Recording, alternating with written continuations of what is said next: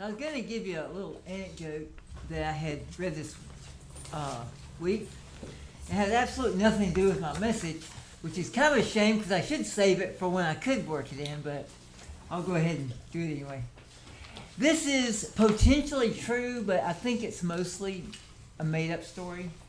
But who knows? It's possible it's true. But when our first George Bush president and Barbara Bush were driving through a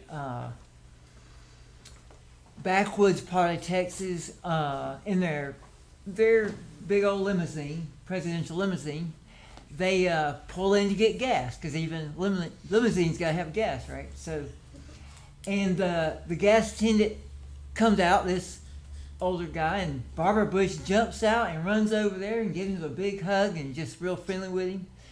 And when they're leaving, George asked him, "So Barb, who's that?" And he goes, "Well, that was my old boyfriend." And he goes, "Well, how about that? Just think, if you'd have married him, you'd be a gas station attendant's wife. Instead, you're the President of the United States' wife." And she goes, "Oh, George, don't be silly. If I married him, he'd be president."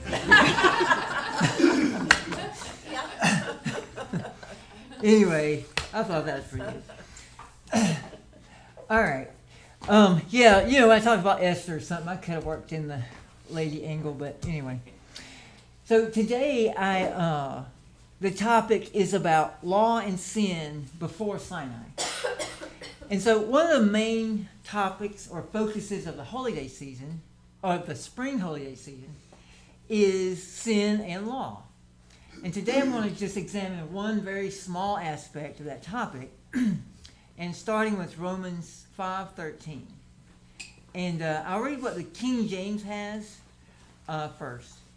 And goes, "For until the law, sin was in the world, but sin is not imputed when there is no law." And the New American Standard says, "For until law, sin was in the world, but sin is not counted against anyone when there is no law." And then the New International Version says, "To be sure, sin was in the world before the law was given, but sin is not charged against anyone's account when there's no law." I'm going to come back to that passage a little bit later, but I'm going to give some Old Testament background before I do that. So in Exodus 16, and this was about 45 days into the Exodus, the people were complaining because their food had started running out. They brought a whole bunch with them from Egypt, but it's only going to last so long. And so they were complaining bitterly, basically false accusing God of wanting to starve them to death, which that's another possible sermonette. But then God talked to Moses and said, "Behold, I will rain bread from heaven for you, and the people shall go out and gather a certain quota every day." And this is the part really relevant to my point today, "that I may test them whether they will walk in my law or not." So he actually giving them manna was partially a test to see if they would just basically obey him. "And it shall be on the 6th day that they shall prepare what they bring in, and it shall be twice as much as they gather daily." So, and then a little bit later down, it says, "Moses told the people, 'This is the bread which God has given you to eat. And this is what God has commanded, that everybody get 1 omer,'" and that's about a half a gallon, "for each person, according to the number of persons. And let every man, gather for just your own, household." And Moses said, "Leave none of it till the morning." Now, and so it was on the 6th day that they gathered twice as much bread, and the rulers of the congregation had told Moses. And then he said to them, "This is what the Lord has said. Tomorrow is a Sabbath rest, a holy Sabbath to the Lord. Bake what you'll bake, and boil what you'll boil, and lay up for yourselves all that remains to be kept till morning." Which I didn't read this part, as y'all know. Normally, when you saved it from the next day, it got worms and you were disobeying God. But he said, it won't stink and there won't be any worms in it. And eat, and then on verse 25 it says, Moses said, eat that today, for today is a Sabbath to the Lord. Today you will not find it in the field. 6 days you shall gather it, but on the Sabbath, 7th day the Sabbath, there will be none. Of course, some people disobeyed and did go out on the Sabbath to look for some manna. And the Lord said to Moses, this is verse 8, might be chapter 17. How long do you refuse to keep my commandments and my laws? So God is saying, my commandments and my laws. And remember, this was before he actually gave them the official version at Sinai. So, for the Lord has given you the Sabbath, and let every man remain in his place. So, now, Adam and Eve's sin was not, that was a direct command from God to them. It doesn't apply to anybody else. But that verse, the fact God told them something made it a law to them. And to me, that has echoes of the verse, not to live by bread alone, but by every word from God. Obviously, Cain's sin was murder. It was called sin in that chapter, that portion of Genesis. And of course, we know sin is breaking a law. So, and then I've got Genesis 5, verse 23. And this is, so the days of Enoch were 365, and Enoch walked with God. So my point on that one is there were some individuals that knew God before, Moses' time. And then in Genesis 6, and this is the story of Noah, which Noah's another person that God had face-to-face, well, that's not the right word, had communication with. And this is Genesis 6, verse 5. Then the Lord saw the wickedness of man was great in the earth, and every intent of his thought was on evil continually. And he was sorry that he even made man, and was grieved in his heart. And he said, I will destroy everybody. And but it says, Noah found grace in the eyes of the Lord. The earth was also corrupt before God, and it was filled with violence. So it says all flesh had corrupted their way on the earth. Well, if you corrupted your way, there had to be some knowledge of the right way to be. There had to be some standard, or they wouldn't be evil. He wouldn't say it was wicked. This is Genesis 7. Then the Lord said to Noah, get into the ark, because I have seen that you are righteous. So if he's righteous, there has to be some sort of standard to deem him righteous. You shall take with you 7 each of every clean animal, male and female, and 2 animals that are unclean, male and female. And the reason I bring that one up is that's an example of clean and unclean distinction at Noah's time. And then after the flood, in Genesis 9, it says God blessed Noah and his sons, and he told them to be fruitful and fill the earth, and that they would be over the beasts of the air, fields, and that everything was given into their hand now. And then it says basically animals will be now appropriate for food for you. And he goes, but don't, just like green herbs are, but you shall not eat the flesh with its life, that is blood. So here we have 2 things. Apparently before this time, eating meat must have been prohibited. And that's my conclusion. I could be mistaken, but here he's saying now it's okay for you to eat meat. Maybe that was only during the time when there was only 7 of the clean animals and you're going to be thinning out the population too much, so don't eat any of them while you're in the boat. Maybe that's what he's talking about. But from then on, he was allowed to eat meat. But it also says that not to eat blood, and this is also a law that was later reiterated in the law of Moses. And then to back up God's word on that, he continues in his instructions to Noah, saying, "For whoever sheds man's blood, by his blood shall he be shed. For the image of God he made man." In other words, God is saying murder is a sin, essentially, in this. So that's another one of the laws. And that one's more obvious to everybody. But he's basically stating that as a law to Noah. And by extension, I feel like everybody, because Noah, everybody that has lived came from Noah. And this is in the Abraham story. And this is Genesis 18.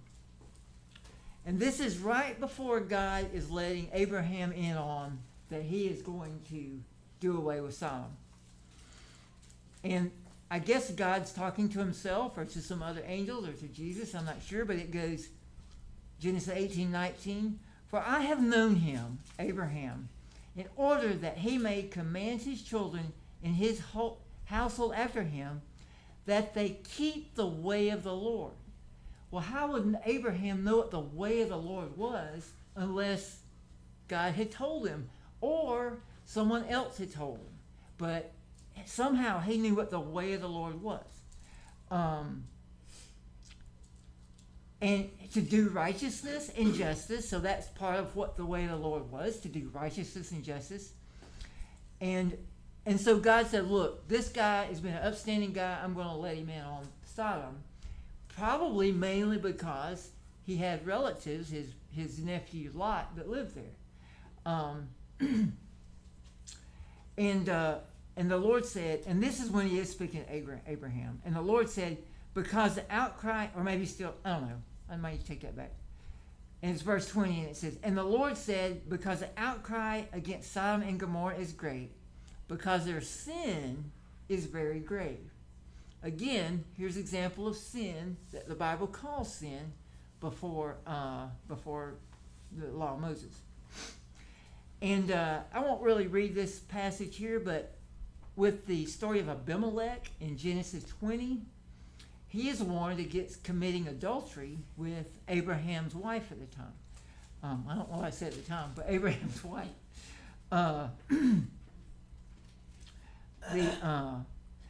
And this is Genesis 26:3, and this is God talking to Isaac.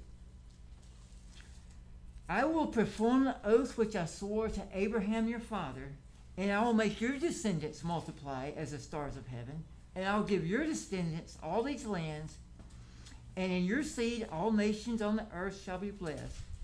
Because Abraham avoided my voice, and this is, I've got this in bold on my paper here, kept my charge, my commandments, my statutes, and my laws."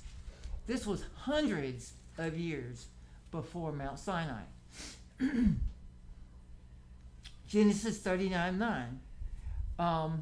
This is the passage where Joseph was trying to be seduced by his employer. He was a slave, but a super high-ranking slave in the as his job, and the wife was trying to seduce him, but he refused and said, "Look, he's put me in charge here, and I'm not going to touch you with a 10-foot pole, basically, because you're his wife." Then this is the part that's relevant. "How then can I do this great wickedness and sin against God?" It wasn't sinning against the husband, which it was, but how would Joseph know it's sinning against God unless he knew what God considered a sin? Now that one seems kind of obvious, but maybe not. Some cultures don't have a concept of monogamy. So my conclusion is that there. Ooh, did I skip a page? No. Now, my conclusion, and it's not really the conclusion, so don't get excited. It's not over yet. The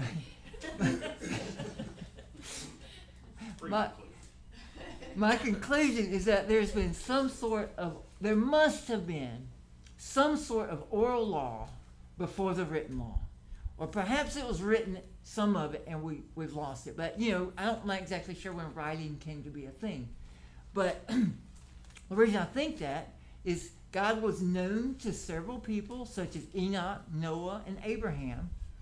And even those stories, it doesn't seem like they were greatly surprised, like, whoa, somebody just is talking to me. It's like, it seemed natural to them. So God it seems like, was in a fairly regular communication with these people. Joseph thought that adultery was a sin against God. And I mentioned that the clean and unclean meats and blood was mentioned. That was later reiterated. So let's look back at Romans 5:13. And here's where I do have more questions than answers, but we'll see what we can come up with. Now, before I jump into that, let me just get one of our favorite verses, I guess, we like to beat people with, is 1 John 3:4, and that's, this is the King James Version. Whoever commits sin transgresses the law, for sin is the transgression of the law. Now, I do not believe the word law here is speaking of the law of Moses. Mainly because we've seen lots of examples of law and sin before the law of Moses. I think John's point is that by definition, sin is breaking of a law. That's just what sin is. Perhaps, maybe it's more specifically his law, but and then other translations, King James is a little bit of an outlier in that particular way of saying that. Most of them say it a lot closer to what the New King James says, which is, whoever commits sin also commits lawlessness, and sin is lawlessness. In other words, the generic breaking of laws. Now, going back to Romans 5, I'll bring in some of the context, and I'm just going to paraphrase. But Romans 5 starts off by saying that we've been justified through faith. And that while we were still sinners, Christ died for us.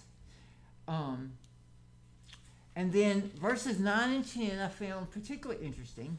And I'll combine them. And it says, since we have been justified and reconciled by Christ's blood, that is his death, how much more shall we be saved by his life? And that struck me as a little bit interesting in a way I either have never thought of or forgot that I thought of it that way. But, saved by the blood, I think we even have a song with that name, but is a common Christian phrase. You're saved by the blood. Well, this Romans 5, 9, and 10, and I don't disagree with that, but this verse here is saying blood is only the first step. That's your reconciliation to God, but that you're saved by his life. In other words, living through Jesus. And that's what saves you, not the first, hey, when you're called. I can't help but, think of that symbolized by the blood of the Passover, followed immediately by the continued intake of Jesus' life, the unleavened bread of life. Anyway, so that leads up to verse 12. And this is Paul saying, therefore, just as through one man sin entered the world, and death through sin, and thus death spread to all men, because all sinned. And then this is the thing I read at first. For until the law, sin was in the world, but sin is not imputed when there's no law. Nevertheless, death reigned from Adam to Moses, even though over those who had not sinned according to the likeness of the transgression of Adam, who is a type of him who was to come. All right, let me mention the part I think I understand okay. And that's the second, a part of verse 14. It says, those who had not sinned like Adam. I feel like that means those who didn't sin knowing they were sinning. Adam knew God had told him not to do that, and he did it anyway. A lot of people that were at that time would do wrong and didn't know they were sinning.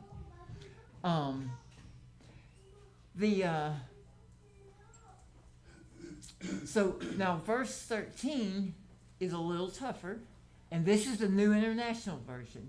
To be sure, sin was in the world before the law was given, but sin is not charged against anyone's account when there's no law. So that phrase, it's not imputed or not charged to your account when there's no law, does not make sense to me if you take it literally. Taken literally, this implies that there was no law before the law of Moses. Yet we've seen several examples where there was a law. I think the most likely explanation is that sin wasn't counted against those people that didn't know about a law. Because, for example, if Noah had refused to build the ark, he would have been sinning because he broke a direct command. And there's several other examples of where of stuff like that. Now, I'm not sure about the first part of verse 14 either. It says, nevertheless, death reigned from Adam to Moses. So is this saying that people die because they're mortal and that's just how it is? Maybe that's what he's saying. Or is it saying people are going to pay the penalty for sin, the natural penalty, even if it's not counted against them? I'm not sure. I think it could be either one. And lastly, what does it mean sin isn't counted against them? Well, I don't think anybody believes that means they get a free pass to heaven. Do the people of Sodom and Gomorrah, because they didn't know it was a sin, go straight to heaven? I really don't think so. I don't think anybody thinks that. Well, what does it mean? I don't know. I think it has something to do with a process that will take, like they will have a worse time, they will not have as bad a time of it if somebody has been fully explained and knows about Jesus and just completely rejected him. So something about the day of judgment, but the Bible really doesn't give us much detail on that, and I'm not going to take a guess. But anyway, that's what I got.